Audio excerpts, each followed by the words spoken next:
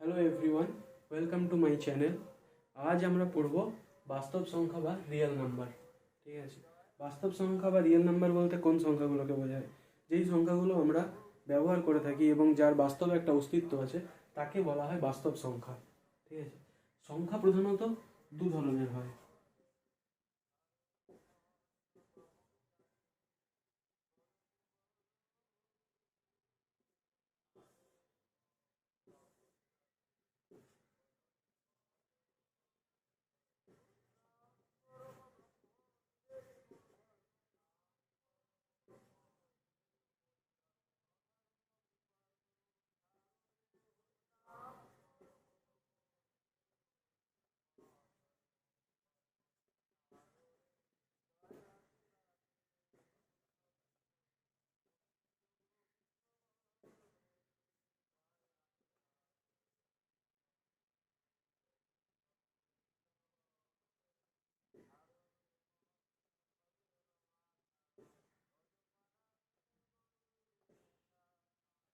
তো সংখ্যা হচ্ছে দু ধরনের, একটা হচ্ছে বাস্তব সংখ্যা বা রিয়েল নাম্বার, আর একটা হচ্ছে কাল্পনিক সংখ্যা বা ইমাজিনারি নাম্বার। তাহলে কাল্পনিক সংখ্যা কি? যার বাস্তবে কোনো অস্তিত্বই নেই, তাকে বলা হয় কাল্পনিক সংখ্যা। ঠিক আছে, বাস্তব সংখ্যা তাহলে কোনগুলো আমরা দেখে নিই একটু। 2, 3, -4, -5, ঠিক আছে, √2, √3, এই ধরনের সংখ্যাগুলোকে আমরা বলে থাকি বাস্তব সংখ্যা। ঠিক আছে, আর কাল্পনিক সংখ্যা কোনগুলো? কাল্পনিক সংখ্যা হচ্ছে সেই সংখ্যাগুলো যেগুলো হচ্ছে -3, √3, √270। এগুলোর বাস্তবে সেরকমভাবে কোনো অস্তিত্বই নেই। ঠিক আছে, সেরকমভাবে কেন বলছি, কোনো অস্তিত্বই নেই। তো এই ধরনের সংখ্যাগুলোকে বলা হয় কাল্পনিক সংখ্যা। যাই হোক, এটা আমাদের চ্যাপ্টারে নেই। ঠিক আছে, আমাদের আলোচনার বিষয় হচ্ছে বাস্তব সংখ্যা। ঠিক আছে, বুঝছি। আচ্ছা, এবার দেখো, সংখ্যার কথা বলতে গেলে ফার্স্টে যেটা আসে সেটা হচ্ছে যে স্বাভাবিক সংখ্যা। ঠিক আছে, তাহলে সংখ্যার কথা বলতে গেলে আমরা ফার্স্টে কি পাচ্ছি, সেটা হচ্ছে স্বাভাবিক সংখ্যা বা ন্যাচারাল নাম্বার।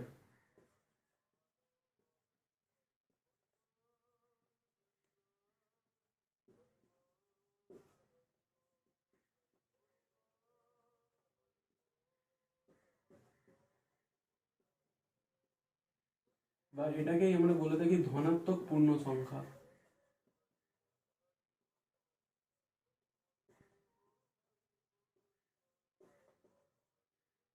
ধনাত্মক পূর্ণ সংখ্যা বা পজিটিভ ইন্টিজার, এটাকেই বলে থাকি। ঠিক আছে, তো স্বাভাবিক সংখ্যা বা পজিটিভ ইন্টিজার, তার মানে পজিটিভ ইন্টিজার মানে জিরোর পর থেকে যে সংখ্যাগুলো শুরু হচ্ছে সেই সব সংখ্যাগুলোকে বলা হয় স্বাভাবিক সংখ্যা।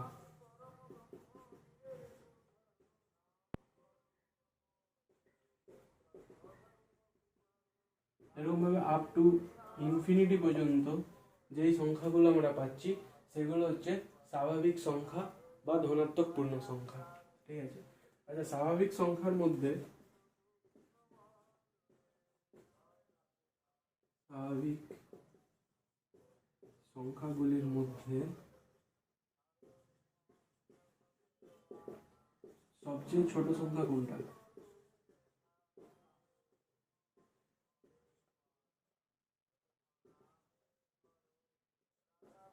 সবচেয়ে ছোট সংখ্যা কোনটা? 1। আর সবচেয়ে বড় সংখ্যা?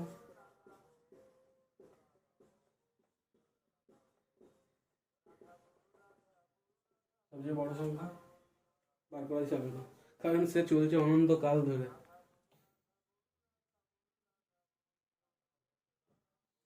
হুম, তো স্বাভাবিক সংখ্যার মধ্যে সবচেয়ে বড় সংখ্যা আমরা বের করতে পারবো না। ঠিক আছে, কারণ ওটা তো ইনফিনিটি পর্যন্ত চলেই যায়। আচ্ছা,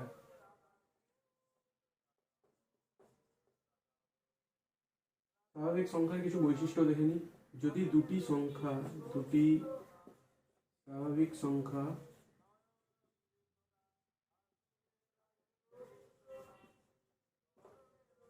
যোগ করা হয়, যদি দুটি স্বাভাবিক সংখ্যা যোগ করা হয়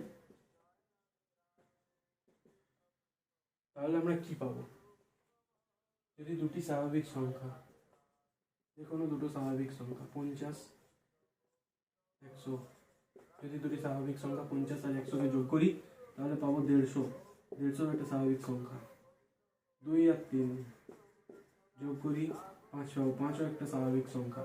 তাহলে দুটি স্বাভাবিক সংখ্যা যোগ করা হলে সর্বদাই স্বাভাবিক সংখ্যা পাবো।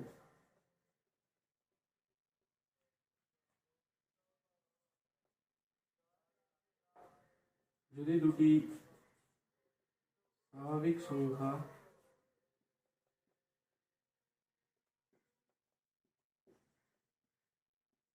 সংখ্যাকে গুণ করা হয় তাহলে কি পাবো? 50, 100, 5000 এটা স্বাভাবিক সংখ্যা। 2, 3, 6 স্বাভাবিক সংখ্যা। তাহলে সর্বদাই স্বাভাবিক সংখ্যা পাবো।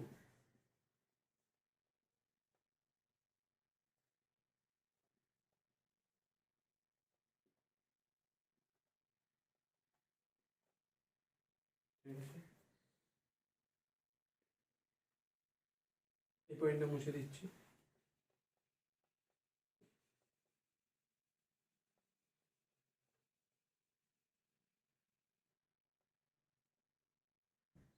যদি দুটি স্বাভাবিক সংখ্যার বিয়োগ করা হয় তাহলে কি পাবো? সর্বদা স্বাভাবিক সংখ্যা পাবো কি দেখে নিচ্ছি। 50 একটা স্বাভাবিক সংখ্যা, 40 একটা স্বাভাবিক সংখ্যা, বিয়োগ করলাম একটা স্বাভাবিক সংখ্যা পাচ্ছি। কিন্তু যদি 40 থেকে 50 বিয়োগ করি -10, এটা কি স্বাভাবিক সংখ্যা? না, এটা স্বাভাবিক সংখ্যা নয়। তাহলে সর্বদা স্বাভাবিক সংখ্যা পাবো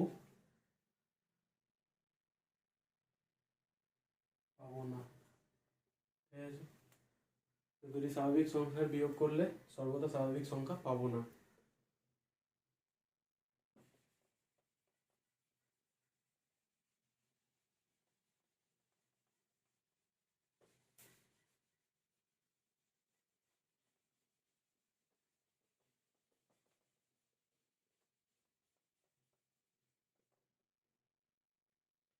আচ্ছা, এই যে স্বাভাবিক সংখ্যার শ্রেণীটা আছে, এই শ্রেণীতে যদি আমরা আগে একটা শূন্য বসিয়ে দিই তাহলে কি হবে? যদি শূন্য বসিয়ে দিই তাহলে আমরা যেটা পাবো সেটা হচ্ছে অখণ্ড সংখ্যার শ্রেণী পাবো। অখণ্ড সংখ্যা।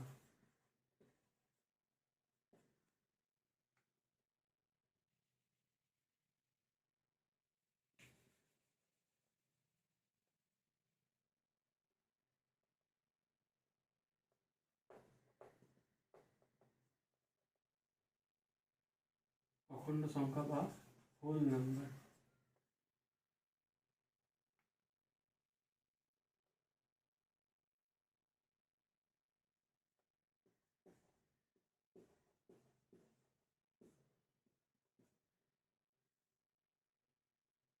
এটা তখন এন থেকে চেঞ্জ হয়ে যাবে ডব্লিউ।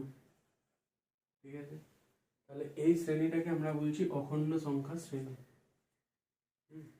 কিছুই নয়, স্বাভাবিক সংখ্যার যে শ্রেণী ছিল 1 থেকে আপ টু ইনফিনিটি পর্যন্ত, ওর সাথে খালি শূন্য যুক্ত করে দিলে আমরা যেটা পাচ্ছি সেটা হচ্ছে অখণ্ড সংখ্যা।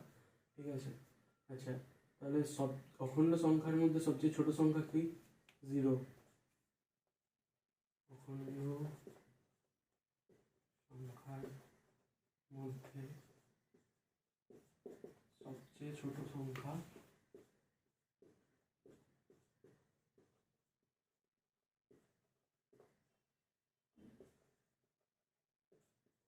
0। সবচেয়ে বড় সংখ্যা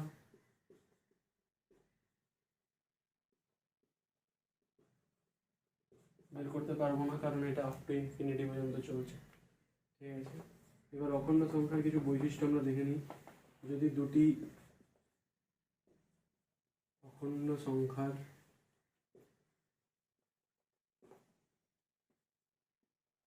যোগ করা হয় তাহলে কি পাবো? যে কোনো দুটো অখণ্ড সংখ্যা 50, 100, 150 কি পাচ্ছি? অখণ্ড সংখ্যা পাচ্ছি। 0 + 10, 0 তাহলে একটা অখণ্ড সংখ্যা, তাহলে সর্বদাই অখণ্ড সংখ্যা পাবো।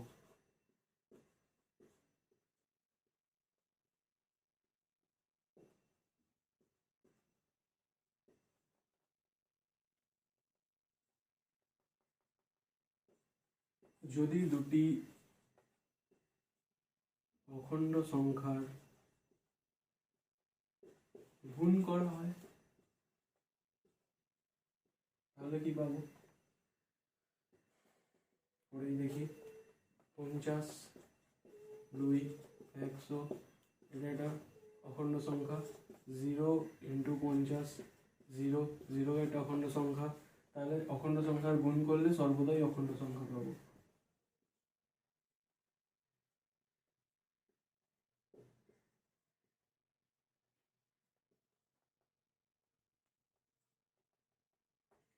এবার যদি দুটি অখণ্ড সংখ্যার বিয়োগ করা হয়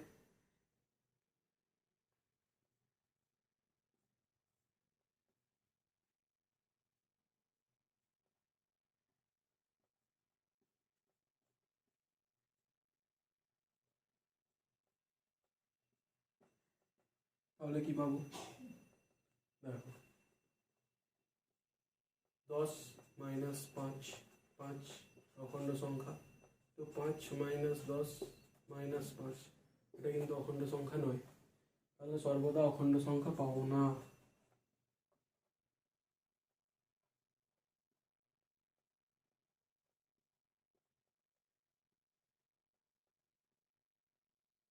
সর্বদা অখণ্ড সংখ্যা পাবো না।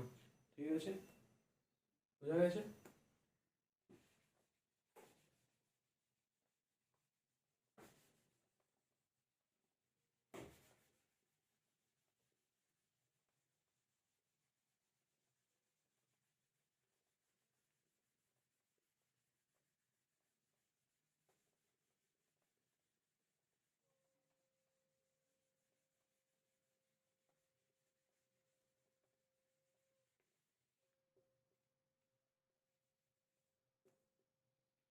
আচ্ছা, একটু আগে আমরা যে অখণ্ড সংখ্যার বিয়োগ করে দেখলাম -5 আসলো, বা -10 বা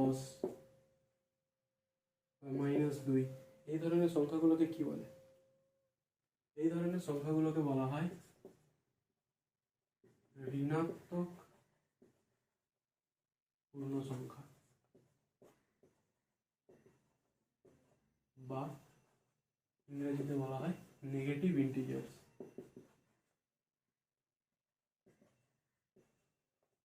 ওকে, পূর্ণ সংখ্যা কি বা ইন্টিজার এটা কি? ঠিক আছে, চলো পূর্ণ সংখ্যাটা কি জেনে নেব।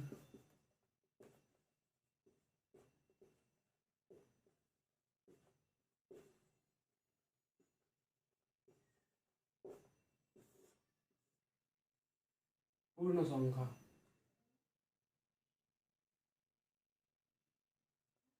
এই যে নেগেটিভ যে নাম্বারগুলো জিরোর আগে -1, -2, -3 এরকম ভাবে যে ∞ পর্যন্ত সংখ্যা আছে, -∞, -100, -50, -3, -2, -1, 0, 1, 2, 3, 50, 100 আপ টু ইনফিনিটি, এই পুরো সেটটা হচ্ছে পূর্ণ সংখ্যা বা ইন্টিজার।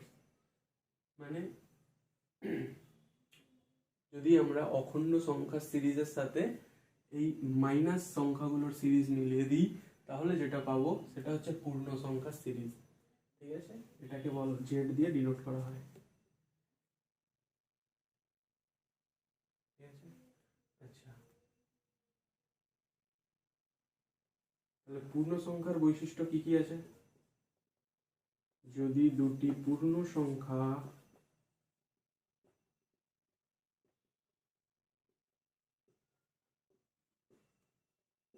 যোগ করা হয়, যদি দুটি পূর্ণ সংখ্যাকে যোগ করা হয় তাহলে কি পাবো? -50 এটা +50 নিয়ে নিলাম। ঠিক আছে, মাইনাস 50 প্লাস 50 কি পাচ্ছি? জিরো। জিরো কি? জিরো একটা পূর্ণ সংখ্যা, ঠিক আছে। আমরা দেখলাম জিরো একটা অখণ্ড সংখ্যা, কিন্তু অখণ্ড হলেও জিরো একটা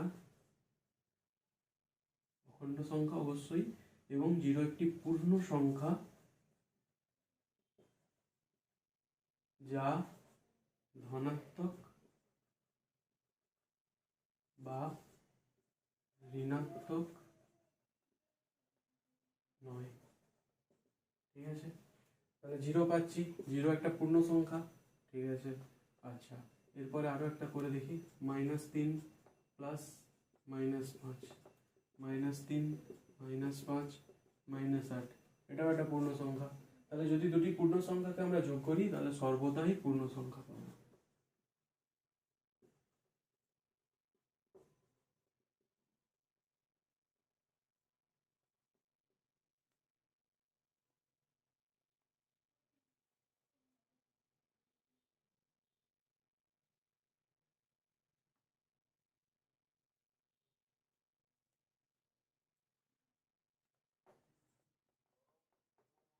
যদি দুটি পূর্ণ সংখ্যার গুণ করা হয়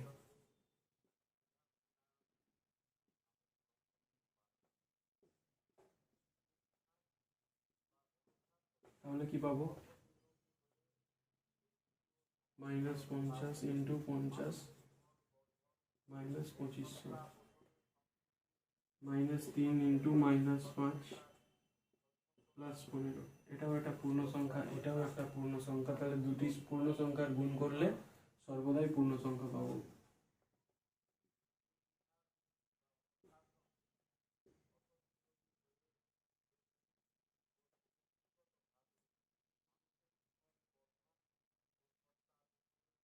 ঠিক আছে, হয়ে গেছে, মুছে দিই।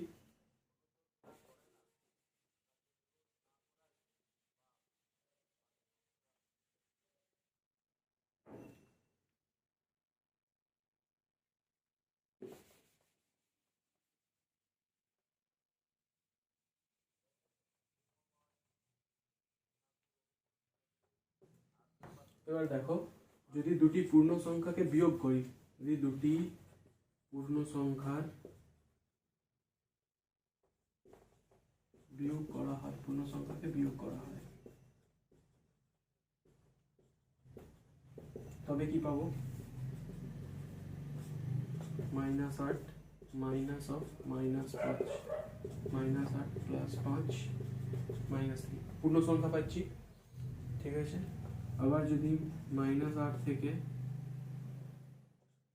শুধু 5 বিয়োগ করা হয় তাহলে -8 -5 -13, এটাও একটা পূর্ণ সংখ্যা, এটাও একটা পূর্ণ সংখ্যা। তাহলে যদি দুটি পূর্ণ সংখ্যাকে বিয়োগ করা হয় তাহলে সর্বদাই পূর্ণ সংখ্যা পাবো।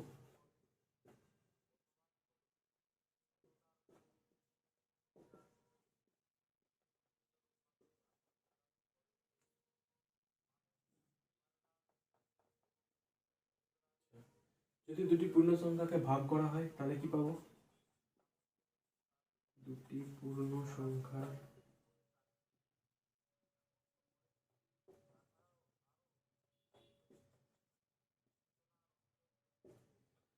ভাগ করি তাহলে কি পাবো?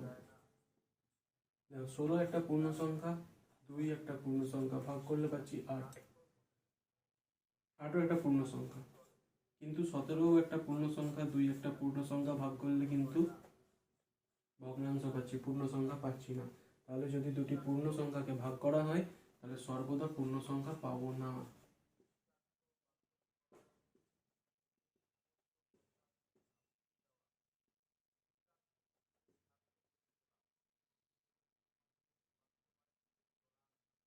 ঠিক আছে। আচ্ছা, এবার এই ধরনের সংখ্যাগুলোকে কি বলা হয় সেটা জানবো, বুঝে দিচ্ছি।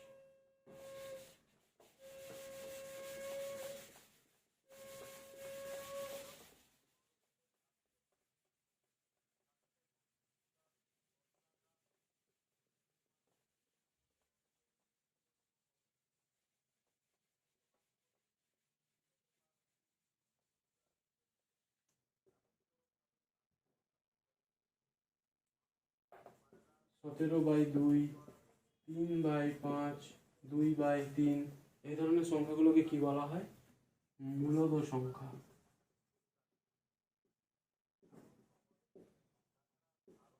বা রেশনাল নাম্বার।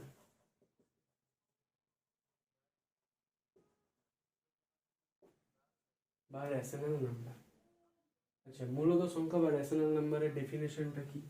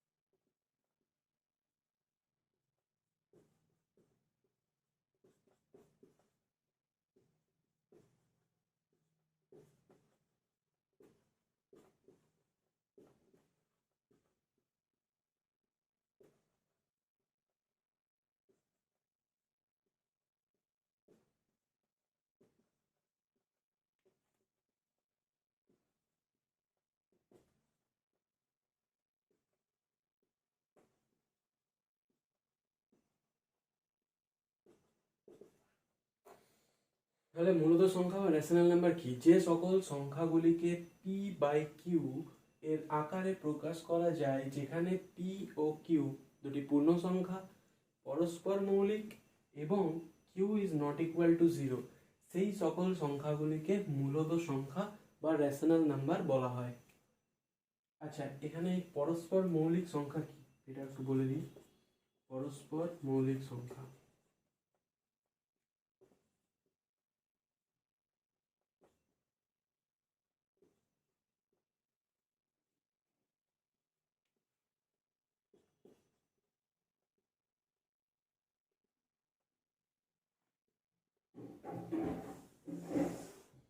এবং পরস্পর মৌলিক সংখ্যা হচ্ছে সেই সংখ্যাগুলো যাদের মধ্যে সাধারণ উৎপাদক এক ছাড়া আর কিছু হবে না। ঠিক আছে, সেই সংখ্যাগুলোকে বলা হয় পরস্পর মৌলিক সংখ্যা।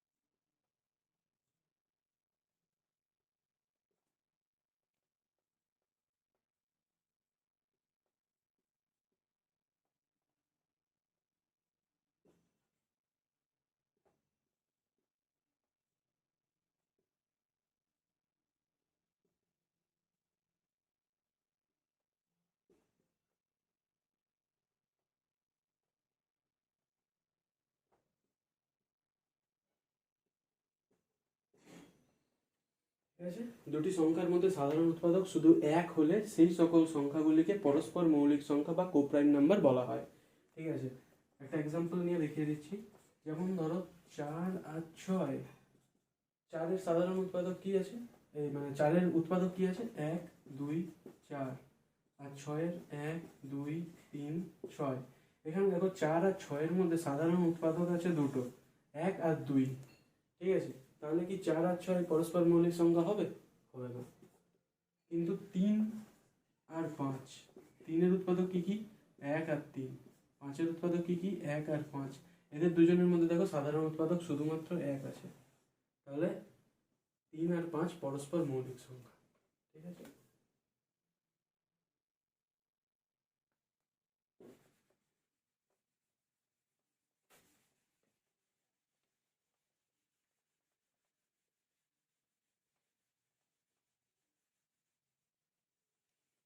তাহলে বোঝা গেছে মূলত সংখ্যা কি। ঠিক আছে, আচ্ছা এবার কিছু প্রশ্ন যেগুলো আছে তোমাদের বইতে আছে, যেমন সকল পূর্ণ সংখ্যাই কি মূলত সংখ্যা?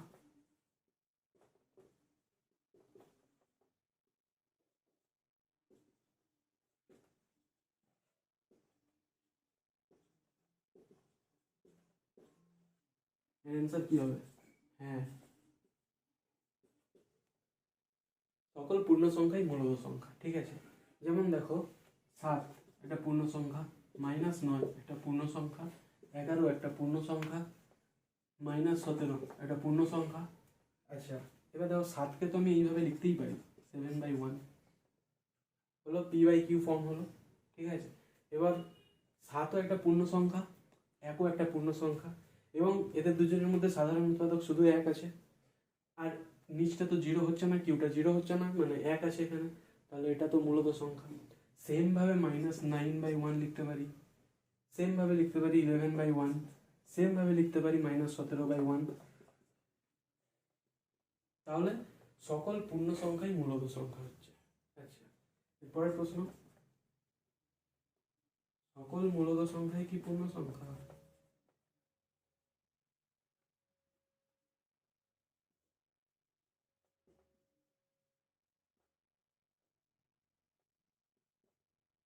এটার উত্তর কি হবে? এটার উত্তর হবে না, সকল মূলত সংখ্যা কিন্তু পূর্ণ সংখ্যা নয়। তার কারণ কি? তার কারণ হচ্ছে দেখো হাফ, হাফ একটা মূলত সংখ্যা, কিন্তু হাফ পূর্ণ সংখ্যা নয়। তাহলে 2/3 এটা একটা মূলত সংখ্যা, কিন্তু এটা পূর্ণ সংখ্যা তো নয়। তাহলে সকল মূলত সংখ্যা পূর্ণ সংখ্যা হবে না, কিন্তু সকল পূর্ণ সংখ্যাই মূলত সংখ্যা। বুঝা গেছে?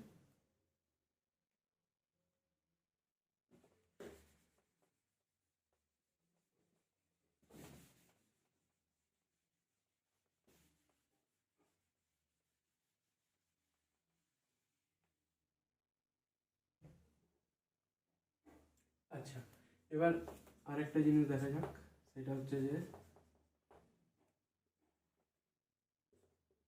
সমতুল্য ভগ্নাংশ বা সমতুল্য মূলত সংখ্যা,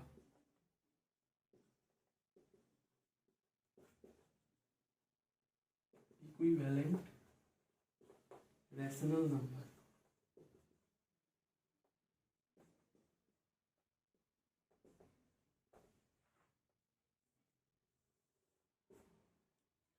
ঠিক আছে, সমতুল্য ভগ্নাংশ বা সমতুল্য মূলত সংখ্যা কাকে বলে?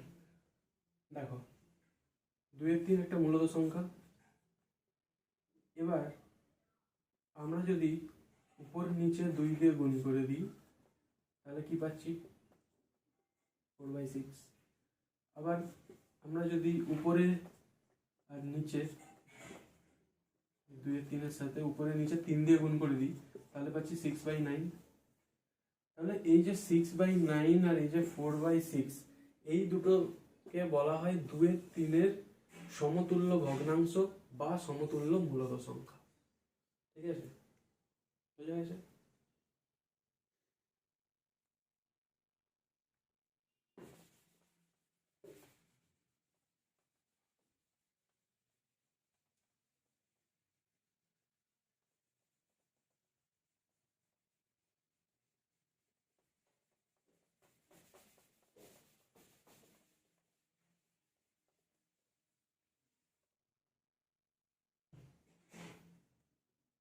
এবার আমরা দেখব যে কিভাবে দুটো সংখ্যার মধ্যে একটি মূলত সংখ্যা বার করতে হয়। ঠিক আছে,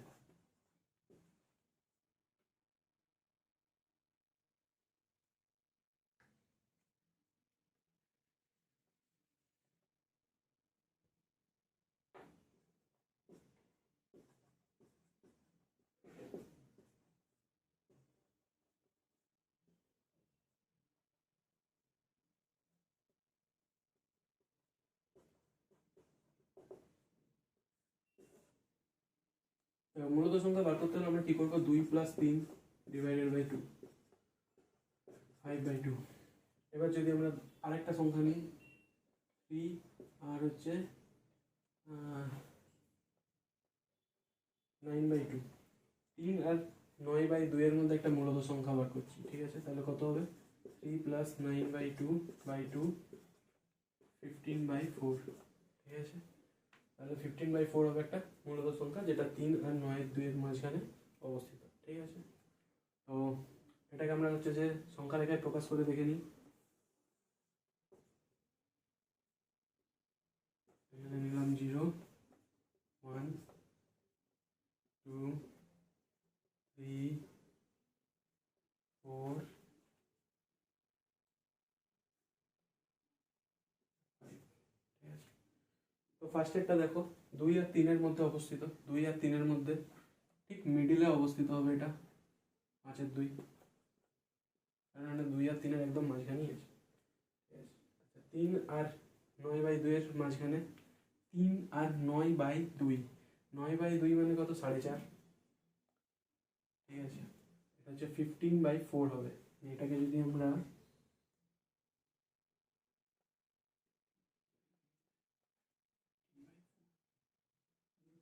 3.75,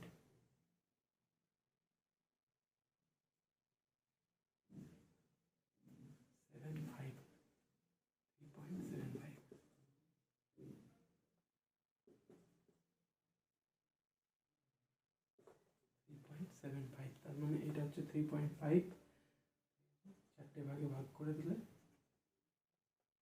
এই পয়েন্টটা হবে 15/4, ওকে?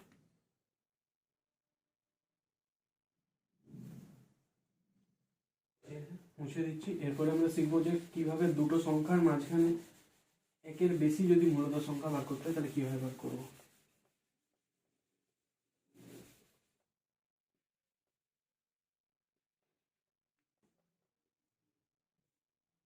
ধরো 5টি মূলত সংখ্যা নির্ণয় করতে হবে 2 আর 3 এর মধ্যে। তাহলে ফার্স্ট কেস, ঠিক আছে, এটা দুভাবে বার করা যায়, ঠিক আছে? ফার্স্টে হচ্ছে যে 5টি মূলত সংখ্যা বার করতে হবে। তাহলে আমরা দুইটাকে এমন একটা সমতুল্য ভগ্নাংশ বানাবো যার হরে থাকবে 6, ঠিক আছে? 6 দিয়ে গুণ করে দিই, 12/6। এখানে যেটা থাকবে, যতগুলো বার করতে হবে তার সাথে 1 যোগ করব, ঠিক আছে? 1 যোগ করব এবং সেইটা দিয়ে গুণ করব, ঠিক আছে? মানে 5-এর সঙ্গে 1 গুণ করে সেটাকে হরে নিয়ে আসার চেষ্টা করব, ঠিক আছে? তাহলে 2/6 আর 2 × 6 আর 1 × 6, তাহলে 12/6। আচ্ছা, 3কেও সেম ভাবে উপরে 6 দিয়ে গুণ, নিচে 6 দিয়ে গুণ, তাহলে 318/6। এবার তাহলে মূলত সংখ্যাগুলো কি হবে, এর সাথে 1 যোগ করে দিলেই হবে, মানে এর সাথে 1 যোগ না, মানে 12/6, 13/6, 14/6, 15/6, 16/6, 17/6।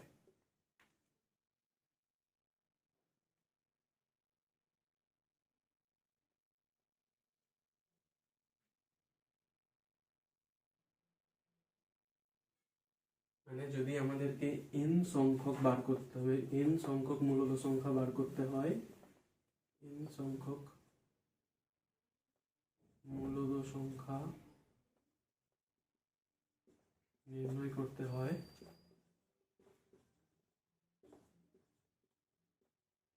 তাহলে আমরা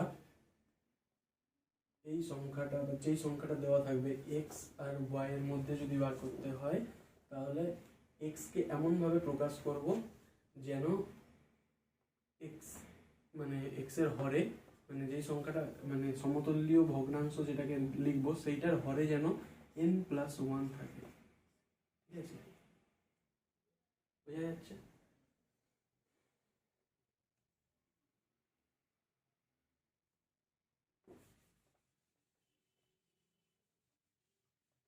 আচ্ছা, দ্বিতীয় আরেকটা কিভাবে বার করা যাবে, দ্বিতীয় উপায় হচ্ছে যে একটা সংখ্যা 2 আর একটা সংখ্যা 3, ঠিক আছে? ধরে নিলাম এটা এক্স সমান 2, ধরে নিলাম এটা ওয়াই সমান 3, ঠিক আছে। আর এদের মাঝখানের সংখ্যাগুলো কি? X plus d, x plus 2d, x plus 3d, x plus 4d, আর এটা হচ্ছে এক্স প্লাস 5d, ঠিক আছে। 5টা সংখ্যা। আচ্ছা ডিটা কি? ডি হচ্ছে যে y minus x divided by n plus 1। এই এনটা কি? এনটা হচ্ছে যতগুলো মূলত সংখ্যা নির্ণয় করতে হবে। তাহলে ডি এর মান কত আসছে? 3 minus 2 divided by 5 plus 1, that is 1/6, ঠিক আছে। এরপরে তাহলে মূলত সংখ্যাগুলো কি কি হবে? এক্স প্লাস ডি, তার মানে 2 প্লাস 1/6, আরেকটা কি হবে? 2 প্লাস 2/6, আরেকটা কি হবে? 2 প্লাস 3/6, আরেকটা কি হবে? 2 প্লাস 4/6, তারপরটা 2 প্লাস 5/6, তাহলে কি পাচ্ছি? 13/6, 14/6, 15/6, 16/6, 17/6, ঠিক আছে। এটাই এখানে একটু মানে শর্টকাটে করতে হচ্ছে, ঠিক আছে। তো এটা তাড়াতাড়ি হবে কিন্তু বুঝতে সুবিধা হবে এই পদ্ধতিটা, ঠিক আছে।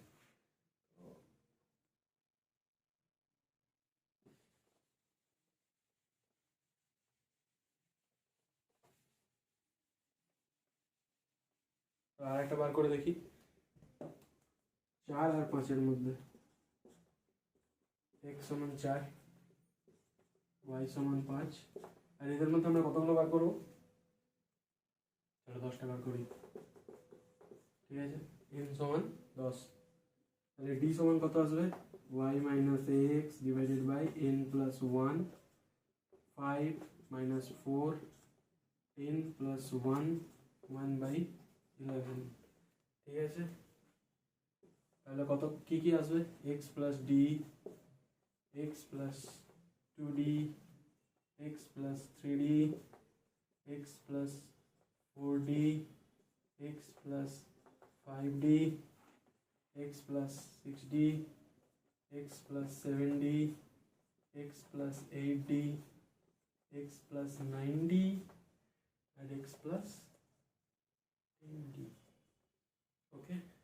তাহলে এক্স এর ভ্যালু কত আছে? 4 plus 1/11, 4 plus 2/11, 4 plus 3/11, 4 plus 4/11, 4 plus 5/11,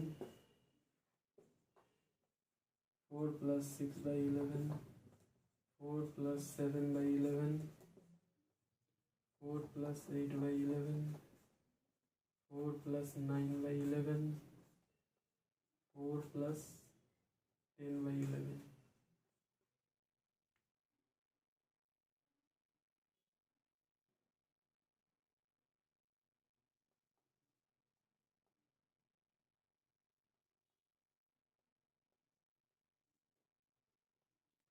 তাহলে কি পাচ্ছি? 44, 45/11, 46/11, 47/11, 48/11, 49/11, 50/11, 51/11, 52/11, 53/11, and 54/11, বুঝতে পারলাম? ঠিক আছে। আচ্ছা এবার এগুলোকে একটু সংখ্যা রেখায় প্রকাশ করাটা দেখে নিই।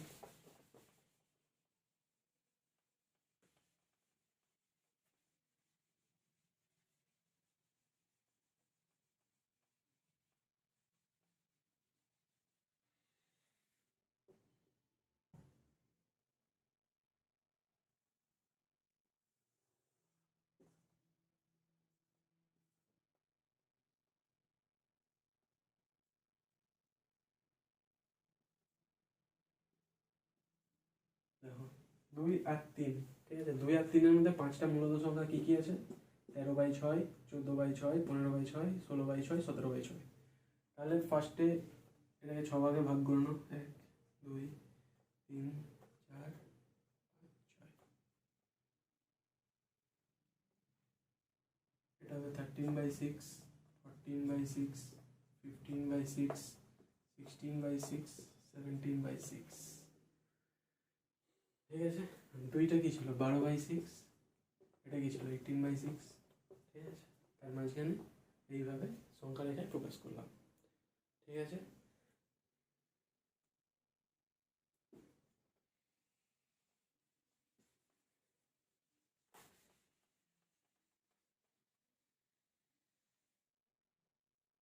আচ্ছা, 2 আর 3-এর মধ্যে যদি আমরা 7টা মূলত সংখ্যা নির্ণয় করি তাহলে কিভাবে বার করব? 2, 3, 7টা বার করতে হবে। ঠিক আছে। 3 সমান 7। তাহলে আমাদেরকে হরে কি নিয়ে আসতে হবে? 8 ইন্টু 8 ইন্টু 8, 16/8। এটা কি আসবে? 24/8। তাহলে মূলত সংখ্যাগুলো কি কি আসবে? 17/8, 18/8, 19/8, 20/8, 21/8, 22/8 আর 23/8। ঠিক আছে। বোঝা যাচ্ছে যে কীভাবে বার করলাম? আচ্ছা, এরপরে এটাকে হচ্ছে যে সংখ্যা রেখায় প্রকাশ করছি।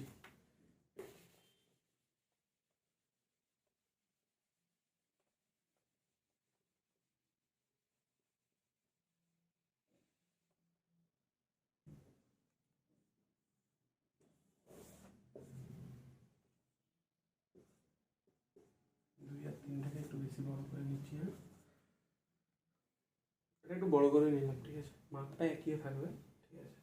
তো দেখো, হর কি আছে? 8। হরে কি আছে? 8। ঠিক আছে। তাহলে আমরা কি করব? আগে এটাকে 8টা ভাগে ভাগ করে নেব। 1, 2, 3, 4, 5, 6, 7, 8।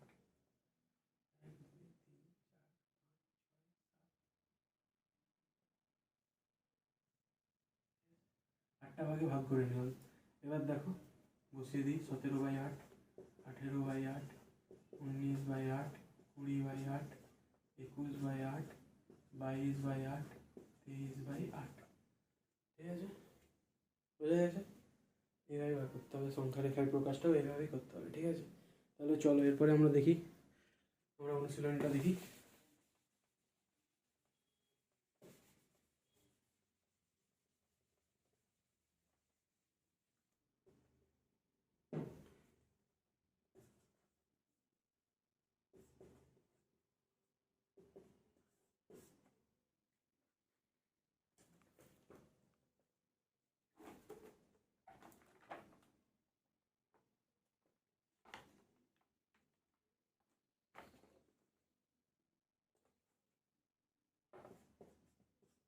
ফার্স্ট কোশ্চেন কি আছে? ফার্স্ট কোশ্চেন আছে মূলদ সংখ্যা কাকে বলে লিখি। আর 4টি মূলদ সংখ্যা লিখি। তাহলে আরেকবার লিখে দিচ্ছি, মূলদ সংখ্যা কাকে বলে?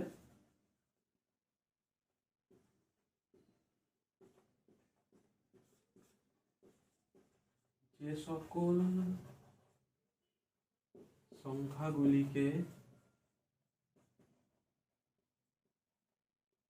p/q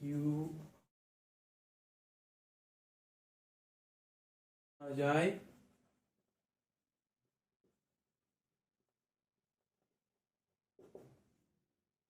এবং যেখানে p ও q দুটি পূর্ণ সংখ্যা ও পরস্পর মৌলিক এবং q is not equal to 0, সেই সকল সংখ্যাগুলিকে মূলত সংখ্যা বলা হয়।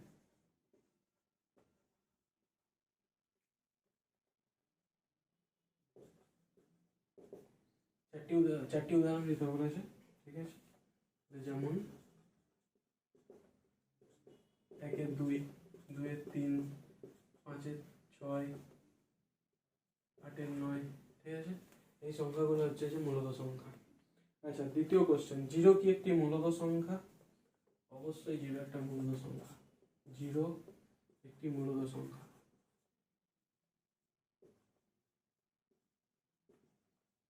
দেখো, জিরোকেও আমরা হচ্ছে p/q আকারে লিখতে পারি, ঠিক আছে? 0/1, 0/1 করলে বা 0কে যে কোনো সংখ্যা দিয়ে ভাগ করলে তার উত্তর আসে 0। কিন্তু যে কোনো সংখ্যাকে যদি 0 দিয়ে ভাগ করি তাহলে আমরা কোনো কিছু পাই না, সেটা হচ্ছে অসংজ্ঞাত হয়ে যায়, ঠিক আছে? কিন্তু 0/1 আমরা লিখতেই পারি, তাহলে এটাকে আমরা p/q আকারে প্রকাশ করতে পারছি, তাই জন্য 0 একটি মূলত সংখ্যা, ঠিক আছে? আচ্ছা, 3 নম্বর কোশ্চেন কি আছে? সংখ্যা রেখায় স্থাপন করো। সংখ্যা রেখায় স্থাপন করা তো সোজা।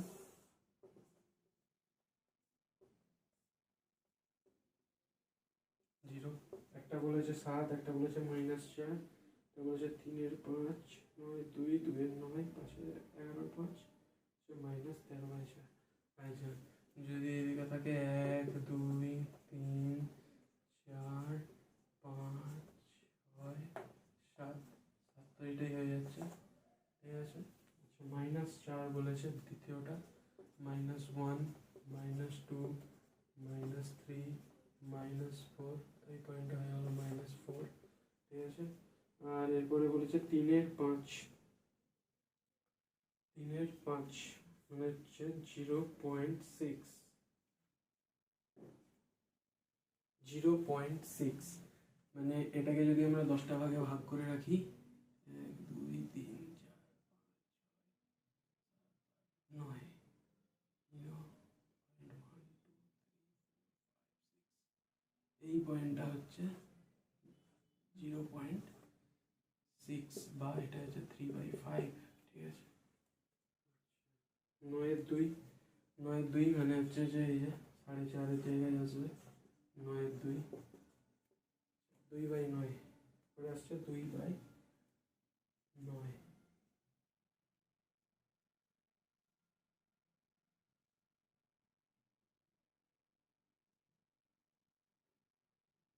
এটা আসবে 0.22, ঠিক আছে? তার মানে এই পয়েন্টটা হবে 2/9, ঠিক আছে? 11/5।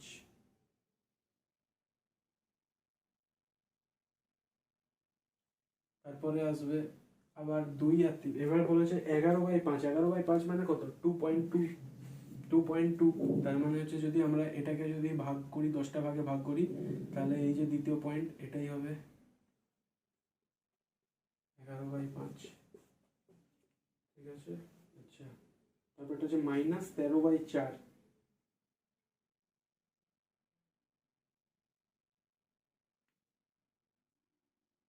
মাইনাসে চলে আসলাম, -13/4, তার মানে এটা -3 আর -4-এর মধ্যে হবে, 3.25, -3.25 মানে যদি 4টে ভাগে ভাগ করি তাহলে এই পয়েন্টটা হবে -13/4, ঠিক আছে?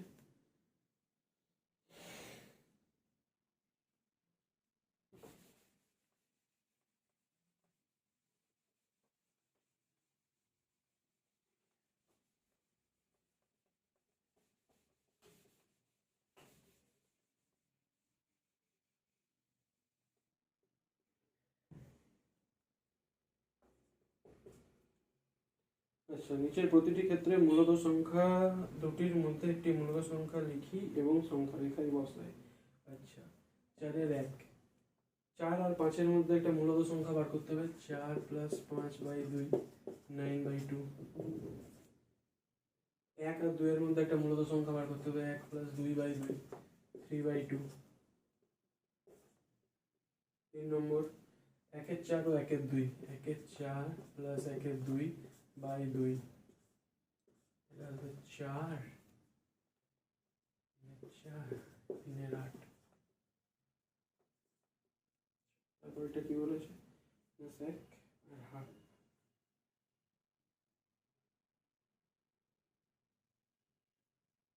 Minus 1 plus half divided by 2 হচ্ছে মাইনাস 1/4 5/1 1/4 প্লাস 1/3 ডিভাইডেড বাই 2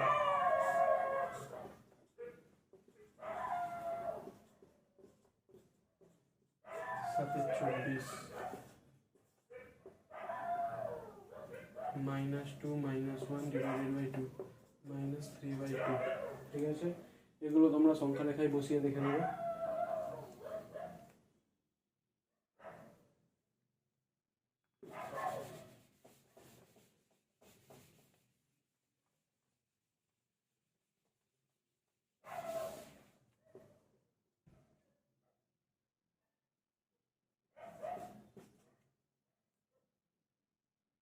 চার ও পাঁচের মধ্যে তিনটি মূলদ সংখ্যা লিখি। ঠিক আছে, 4 ও 5-এর মধ্যে তিনটি মূলদ সংখ্যা লিখতে হবে। তাহলে 4 5 x, এটা হচ্ছে y। ঠিক আছে, কটা মূলদ সংখ্যা লিখতে হবে? 3টে। তাহলে n সমান 3। আচ্ছা, তাহলে d সমান কত আসবে?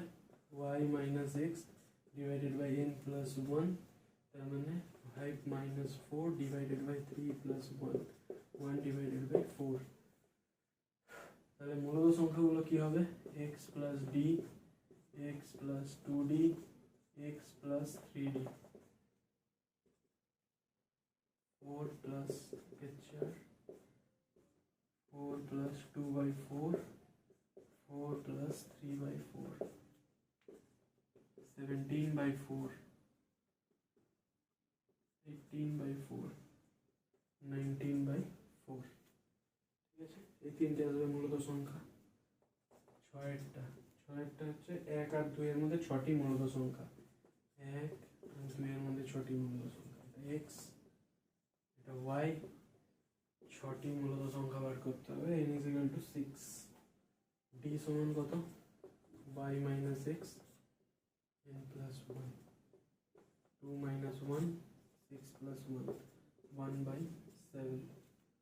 তাহলে 6টি মূলদ সংখ্যা x plus d, x plus 2d, x plus 3d, x plus 4d, x plus 5d, আর একটা হচ্ছে x প্লাস 6d। তাহলে x কত? 1 plus d 1/7, 1 plus 2/7, 1 plus 3/7, 1 plus 4/7, 1 plus 5/7, 1 plus 6/7, 8/7, 9/7, 10/7, 11/7, 12/7, 13/7। ঠিক আছে, আচ্ছা, এই সংখ্যাগুলোকে সংখ্যা রেখায় বসাতে বলেছে, তো সংখ্যা রেখায় বসানো শিখিয়ে দিয়েছি, তোমরা নিজেরা করবে।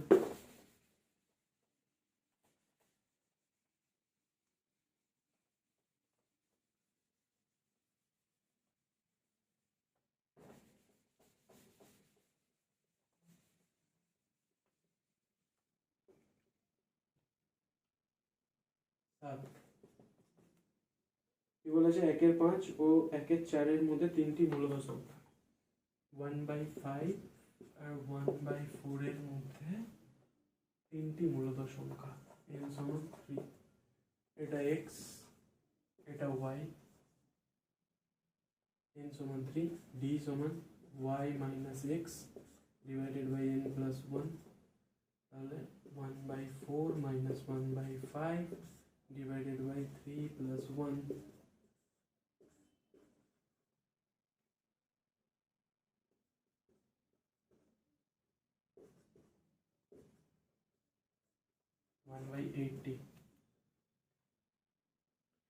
আচ্ছা, একটা জিনিস মনে রাখবে, এইখানে কিন্তু ওয়াইটা সবসময় গ্রেটার দেন এক্স হবে। ওয়াইটা গ্রেটার দেন এক্স হবে।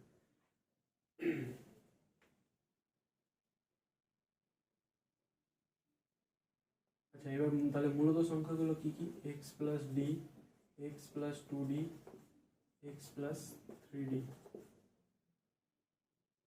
তাহলে 1/5 plus 1/80, 1/5 plus 2/80, 1/5 plus 3/80,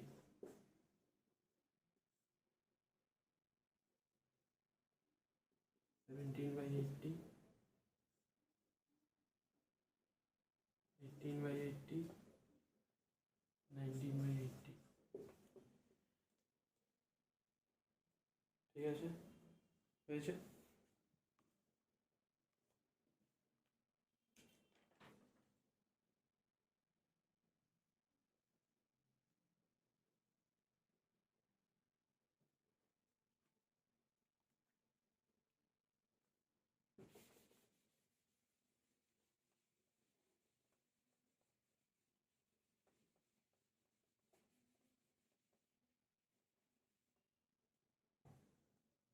question number 8 কি বলেছে? দুটি পূর্ণ সংখ্যা যোগ বিয়োগ গুণ করে পূর্ণ সংখ্যা পাই। হ্যাঁ, দেখেছি তো আমরা দুটি পূর্ণ সংখ্যাকে যোগ করলেও পূর্ণ সংখ্যা পাচ্ছি, বিয়োগ করলেও পূর্ণ সংখ্যা পাচ্ছি, গুণ করলেও পূর্ণ সংখ্যা পাচ্ছি। তাহলে ফার্স্ট এটা হবে ট্রু। একটা দুটি পূর্ণ সংখ্যা ভাগ করে সর্বদাই পূর্ণ সংখ্যা পাই না, পাই না, ফলস। নয়টা বলেছে দুটি মূলত সংখ্যা যোগ বিয়োগ গুণ ও ভাগ করলে কি সংখ্যা পাবো? দুটি মূলত সংখ্যার যোগ বিয়োগ গুণ। যদি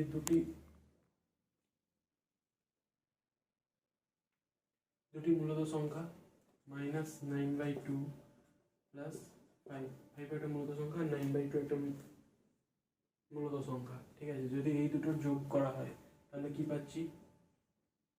-9/2 প্লাস 5, 2, -9 প্লাস 10, 1/2।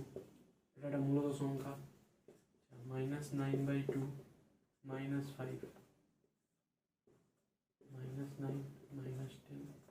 -10 -19/2, এটাও একটা মূলত সংখ্যা। যদি গুণ করি -45/2, এটাও একটা মূলত সংখ্যা। আচ্ছা, -9/2 ডিভাইডেড বাই 5, তাহলে কত পাবো? -9/2 ইন্টু 1/5 ইন্টু -9 ডিভাইডেড বাই 10।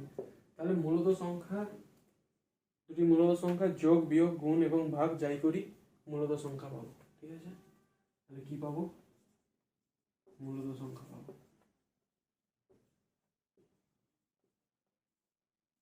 ঠিক আছে, তো আজকের ক্লাস এইটুকুই। Thank you.